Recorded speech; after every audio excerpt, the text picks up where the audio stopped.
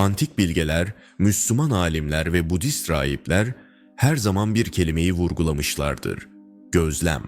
Bir şeyi gözlemlemek için ona dikkatimizi vermemiz gerekir. Bu da doğru dikkati verdiğimizde kendi hayatımızda istediğimiz bir kuantum olayını gerçekleştirebileceğimiz anlamına gelir. Bu videoda dikkatinizi kullanarak istediğiniz gerçekliği nasıl yaratabileceğinizi keşfedeceksiniz. Dikkatinizi yönlendirmeyi öğrenmek, gerçekliğin eş yaratıcılarından biri olarak yapabileceğiniz en güçlü şeydir. Dikkatimizin gerçekleşen gerçeklik versiyonunu nasıl belirlediğini anlayalım. Ancak bunu anlamak için enerjinin nasıl aktığını anlamamız gerekir.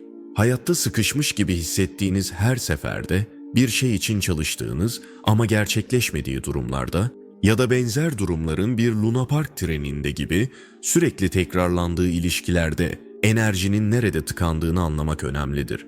Enerji akamadığında durgunlaşır ve durgunlaştığında aynı durumları tekrar deneyimleriz. Peki enerjinin akışını ne yönlendirir? Cevap dikkat olarak karşımıza çıkar. Dikkatin olduğu yerde enerji akar. Odağımız ve dikkatimiz enerjinin nereye akacağını belirler. Çoğu insanın bilmediği şey, dikkatin doğasının iki ana türden oluştuğudur. Kutupsal ve kutupsal olmayan dikkat. Kutupsal dikkat, gerçekliği çekme ve itme gücüne sahiptir. Herhangi bir problem, yan çevrildiğinde bir çözüm haline gelir, aynı madalyonun iki farklı yüzü gibi. Kutupsal dikkat, bir şeyi çekerken başka bir şeyi iter. Şimdi bunu daha fazla inceleyelim. Kutupsal dikkatin yanı sıra, tamamen nötr olan ve gerçekliği çözme gücüne sahip kutupsal olmayan dikkat de vardır.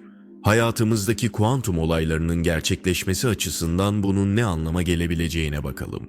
İki tür kutupsal dikkate sahip olduğumuzu hayal edin. Pozitif dikkat ve negatif dikkat. Bir şey hakkında olumlu düşündüğümüzde hayat dikkatin gerçek doğasıyla ilgilenmez, içerikle ilgilenir.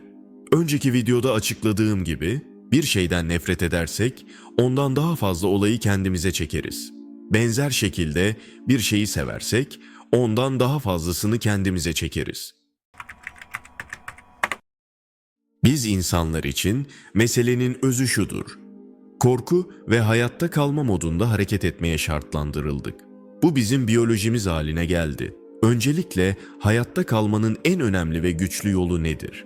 Hayatta kalmamızı tehdit eden her şeyi ortadan kaldırmak ve bunlardan kaçınmaktır. Bu yüzden çatışmadan kaçınarak, riskten uzak durarak koruma modunda yaşamaya şartlandırıldık. Çoğumuz bu şekilde öğrendik ve bu şartlanma nedeniyle bizi endişelendiren şeyleri daha fazla deneyimlemeye devam ediyoruz. Haberlerde ve sosyal medyada gördüklerinizi düşünün. Neden korkunun diğer her şeyden daha fazla yayıldığını anlayın. İşte bu diğer etkilerin bizi manipüle etme ve etkileme yollarından biridir. Birçok insan, sevdikleri ve gurur duydukları bir şeyi korumak için savaşa gitmeye isteklidir. Bu hayranlık uyandırsa da genellikle gerçekte neler olduğunu görmelerini engeller. Çünkü birini öfkeliyken istediğiniz bir eylemi gerçekleştirmeye yönlendirmek çok kolaydır. Aynı şekilde korktuğunda da birini belirli eylemler yapmaya yönlendirmek kolaydır. Korku, öfke ve gurur toplumun bizi sıkışmış halde tuttuğu durumlardır. Dikkatimizi her zaman istediğimiz şekilde hareket etmemize neden olmayan şeylere odaklarlar. Çoğu insan geçmiş travmalarına tutunduğu için aynı türde ilişkileri tekrar deneyimlemeye devam eder. Dikkatleri daha önce yaşadıkları ilişki türünden kaçınmaya daha fazla odaklanmıştır. Bu nedenle aynı tür ilişkiyi ve partneri kendilerine çekmeye devam ederler. Çoğu insan bir olaydan travma yaşar ve bunu doğru bir şekilde işlemediğinden korkar. İşte bu noktada nötr ya da kutupsal olmayan dikkat devreye girer. Ancak bunu daha sonra detaylıca konuşacağız. Şimdilik anlamamız gereken dikkatin iki farklı türü olduğudur. Pozitif ve negatif. Hayat yalnızca dikkatimizin içeriğiyle ilgilenir. Eğer şu anki durumumuzda bir gerçeklikte yaşıyorsak ve hayat yolumuzda bir dönüm noktasındaysak, örneğin iş yerinde bir iş arkadaşı ya da başka bir problemle ilgili bir zorluk yaşıyorsak, bunu pozitif olarak algılamayı seçersek, yani bu durum bir şekilde büyüme fırsatı sunuyor Bu zorluğu aşabiliriz ve bunun sonucunda daha güçlü hale gelebiliriz. Bu durumda pozitif tutumumuzu yansıtan enerji ve gerçekliği kendimize çekiyoruz. Ancak aynı duruma negatif olarak bakmayı seçersek, bu berbat, bunun olduğuna inanamıyorum. Bu bir felaket olacak ve bunun hiçbir çıkışı yok. O zaman bu negatif zihniyeti yansıtan enerjiyi kendimize çekeriz. Anlamamız gereken önemli şey şudur. Hayat, dikkatinizin pozitif mi yoksa negatif mi olduğuyla ilgilenmez, dikkatinizin içeriğine yanıt verir. Başka bir deyişle, eğer bir şekilde bunun bize büyümede yardımcı olacağını düşünürsek, hayat çizgisi daha pozitif bir hayat çizgisine kayar. Pozitif hissettiğimiz şeylerden daha fazlası gerçekleşir. Öte yandan bir şey hakkında negatif hisseder ve bunun kötü olduğunu düşünürsek, kötü bir şey olur. Burada ne olduğuna dikkat edin. Pozitif hissettiğimizde zihnimiz içeriği pozitif olarak algılar. Negatif hissettiğimizde zihnimiz içeriği negatif olarak algılar. Peki bir durumun kötü olduğunu nasıl bilebilirsiniz? Sadece korktuğunuz için bunu varsayıyorsunuz. Korku sizi daha korkmuş hale getirir. Bir şey hissettiğimizde korkuyu daha da güçlendirebilecek diğer şeyleri düşünerek o hissin varlığını haklı çıkarmaya çalışırız. Ama neden bunu yapıyoruz? Çünkü biz hisseden varlıklarız ve bir şey hissettiğimizde canlı hissederiz ve böylece hayatta kalırız. Bu bizim biyolojik koşulumuzdur. Korku halindeyken potansiyel olarak yanlış gidebilecek tüm şeyleri listelemeye başlarız. Bu bir spirale girmemize neden olur. Çünkü artık negatif dikkat, dikkatimizi yönlendiren içeriği etkilemeye başlar. Buradaki temel sorun, kalp ve zihin arasında bir uyum olması gerektiğidir. Kalbinizde olumsuz bir şey hissettiğinizde, zihin hemen negatif düşünceler üretir. Bu düşünceler de gerçekleşmeye başlar. Bu, sizi daha fazla olumsuz şeyin gerçekleştiği bir hayat çizgisine sürükler. Ancak burada önemli olan şey, kutupsal olmayan, yani nötr dikkattir. Hayatımızda başımıza gelen bir şeyi kutupsal olmayan, nötr bir dikkatle algıladığımızda, bu durum sadece hayatımıza girer ve geçer, üzerimizde bir gücü olmaz. Örneğin, hoş olmayan bir durumda sadece bakabilir ve kabul edebilirsiniz. Ne bir pozitiflik ne de bir negatiflik hissedersiniz. Aynı hayat yolunda devam edersiniz, hiçbir şey gerçekten değişmez. Durum sadece çözülür, ardından kaybolur. Çoğu insan geçmiş travmalarına ve korkularına negatif dikkat vererek direnir. Geçmişte nahoş bir şey olduğunda nasıl davrandığınızı düşünün. Duygularınız yoğun olduğu ve onlarla nasıl başa çıkacağınızı bilmediğiniz için onlardan kaçmaya çalışırsınız. Kaçtığınızda ise aslında direniyorsunuzdur. Ve bir şeye direndiğinizde o şey devam eder. Ona güç verirsiniz ve o da size karşı bir kuvvet uygular. Hayatımız boyunca geçmişte hoşlanmadığımız şeylere direnerek yaşarız. Bu travmalardan hareket ederiz. Sonuç olarak bu travmaları doğrulayan durumlar tekrar tekrar ortaya çıkar. Unutmayın, bir madalyonun her zaman iki yüzü vardır. Bir şeyi algılama şekli tamamen sizin seçiminizdir. Şimdi bunu anladığınıza göre bunu etkili bir şekilde gerçeklik yaratmak için nasıl kullanacağımızdan bahsedelim. İlk yapmamız gereken şey kutupsal ve kutupsal olmayan dikkati birleştirmektir. Bu çok önemlidir. Bu yüzden dikkatle dinleyin. Bunu kullanmanın 3 adımı vardır. Eğer bu adımları uygularsanız negatif dikkate harcadığınız tüm enerji dağılacak. İstediğiniz pozitif gerçekliği beslemek için size daha fazla enerji kalacaktır. Şimdi bunun nasıl çalıştığını öğrenelim. Kendinizi bir uçurumun dibindeymiş gibi hissettiğiniz bir durumda, dibe vurmuş gibi hissettiğinizde sadece kabullenmelisiniz. Bir şeyi kabul ettiğinizde direnemezsiniz. Aynı anda hem direnç hem de kabul içinde olamazsınız. Kabul, direncin panzehridir. Bu yüzden bunu anlamaya çalışın. Burada enerji biriktirmiyoruz. Kullanılan tek enerji yolunuzdan çekilmek içindir. Hedefleriniz gerçekten gerçekleşmek istiyor, sadece siz yolun üzerindesiniz. Onların varlığa gelmesi için sadece kenara çekilmeniz gerekiyor. Mevcut duruma tam bir kabul ile başlıyoruz. Şu anda hayatınızdaki her ne problem varsa Kendinizi sıkışmış hissettiğiniz her şey ya da en büyük korkunuz her ne ise bunun olduğunu hayal edin. Bunun olduğunu tamamen kabul ediyorsunuz ve bu gerçekleşmesine rağmen hayatın nasıl devam ettiğini görüyorsunuz. Artık en büyük korkunuz ile ilgili endişelenmiyorsunuz. Artık o sizi rahatsız etmiyor. Bu son derece temeldir.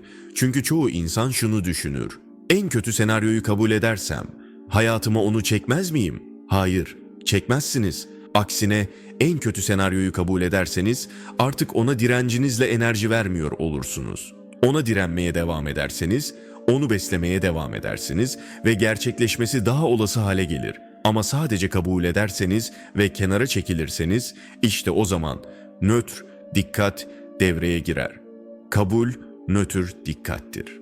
Hayatımızın herhangi bir alanında bir değişiklik yapmak istiyorsak kabul etmekle başlamalıyız. Şu anın tam, eksiksiz, bütünsel kabulü.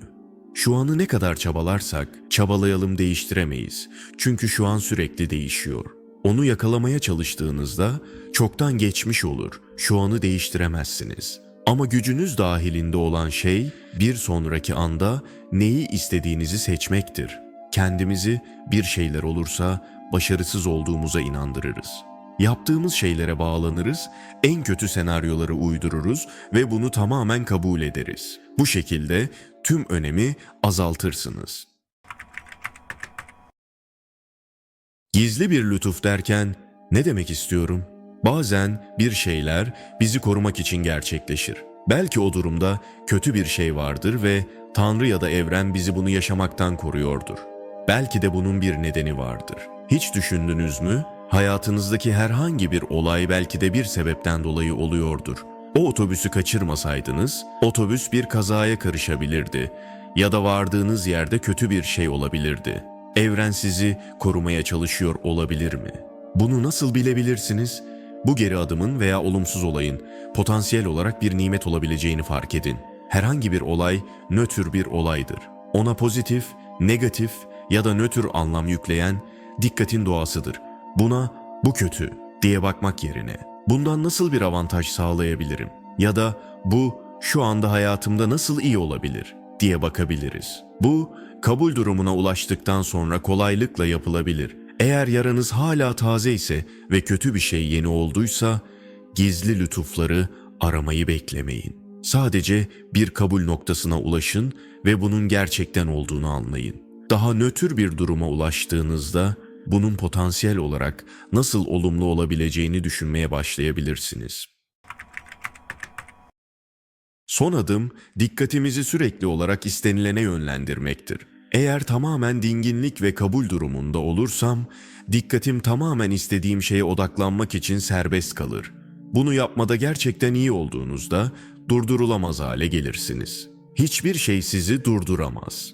Bu süreç hangi yaşam yolunu takip ettiğinizi, hangi kuantum olayının tezahür ettiğini ve hayatınızda hangi kuantum olayın deneyimlediğinizi belirler. Ve hepsi dikkatinizle ilgilidir. Birçok antik kültürün ve dinin dikkatten, bir şeye odaklanmaktan, bir şeyi gözlemlemekten bahsetmesinin iyi bir nedeni vardır. Burada ikisini birleştiriyoruz. Kutupsal olmayan dikkati kullanıyoruz ve ardından kabule geçiyoruz. Bu ne iyi ne de kötüdür. Sadece bunun olduğunu kabul ediyoruz. Sonra olası gizli lütufları düşünmeye başlıyoruz. Sonunda olumlu moda geçiyoruz. Bu süreç dengede olduğumuz bir durumda en güçlü araçlardan biridir. İstediğimiz gerçekliği yaratmak için kullanabileceğimiz bir araçtır. Gerçekliğin bir ortak yaratıcısı olarak dikkat en güçlü aracınızdır. Onu etkili bir şekilde yönlendirmeyi öğrendiğinizde istediğiniz hayatı yaratabilirsiniz. Bu yüzden bugün kendinizi kötü hissediyorsanız, kendinizin bunu kabul etmesine izin verin ve bir kez dengede olduğunuzda istediğinize odaklanabilirsiniz. Ama hissettiklerinizi saklamaya, bastırmaya ya da baskılamaya çalışırsanız, bu gelecekte sizi rahatsız etmek için geri gelir. Bu noktada yaptığınız her şey bir direnç biçimi olabilir. Aynada olumlu doğrulamalar yaratıyor olsanız bile, aslında bu doğrulamayı söyleyerek bir şey hissetmeye direniyor olabilirsiniz. Belki olan budur. Bu 3 adımlı yöntem sürekli uygulandığında hayatınızı tamamen değiştirme gücüne sahiptir. Kabul etmeyi, yönlendirmeyi ve isteneni seçmeyi öğrendiğinizde önceden dirence harcanan enerjiyi serbest bırakıyorsunuz. Dikkatinizi etkili bir şekilde kullanarak istediğiniz gerçekliği yaratıyorsunuz. Unutmayın, kabul etmek yenilgiye teslim olmak demek değildir. Mevcut gerçeği tanımaktır. Kabul alanında vizyonumuz netleşir ve istediğimiz şeye giden yol kendini gösterir. En kötü senaryoyu kucakladığımızda daha önce ona karşı savaşırken harcanan enerjiyi serbest bırakırız. İşte o zaman dikkatimiz değişim için itici güç haline gelir. Odağımızı istediğimiz şeye yönlendiririz ve gerçeklik buna yanıt olarak kendini yeniden yapılandırır. Kendi gerçekliğimizin ortak yaratıcıları olarak yolumuzu seçme, deneyimlerimizi şekillendirme ve kaderimizi tanımlama yeteneğine sahibiz. Gerçek dönüşüm, dikkatimizi hayatımızda gerçekten önemli olana yönlendirmeyi seçtiğimizde başlar. Kendinize güvenin ve bir amaçla ilerleyin çünkü siz kendi kaderinizin mimarısınız. Bu yolculuğa benimle çıktığınız için teşekkür ederim. Eğer bu video sizinle rezonansa girdiyse kanalımıza abone olmaya davet ediyorum. Bu videoyu başkalarıyla paylaşarak onların da bu mesajdan faydalanmasını sağlayabilirsiniz. Aşağıya düşüncelerinizi, yansımalarınızı ve deneyimlerinizi paylaşarak bir yorum bırakmayı unutmayın. Tekrar izlediğiniz ve katıldığınız için teşekkür ederim. Kendinize iyi bakın, görüşmek üzere.